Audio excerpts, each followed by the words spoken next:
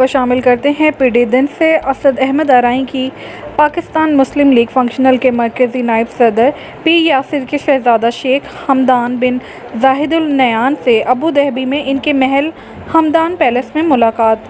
Dubai expo کے آغاز پر مبارکباد۔ اس اقدام سے بین الاقوامی سطح پر دیگر ممالک سے صنعتی و معاشی تعلقات میں مزید بہتری آئے گی۔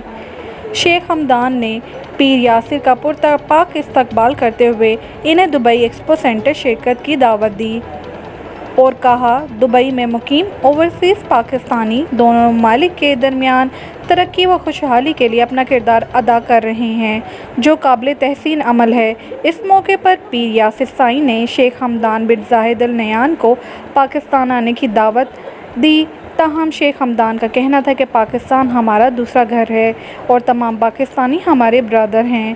ہم ہمیشہ باہمی تعلقات کو بہتری کی طرف گامزن کریں گے۔ دونوں رہنماؤں کا ملاقاتوں کے سلسلے کو بڑھانے پر اتفاق۔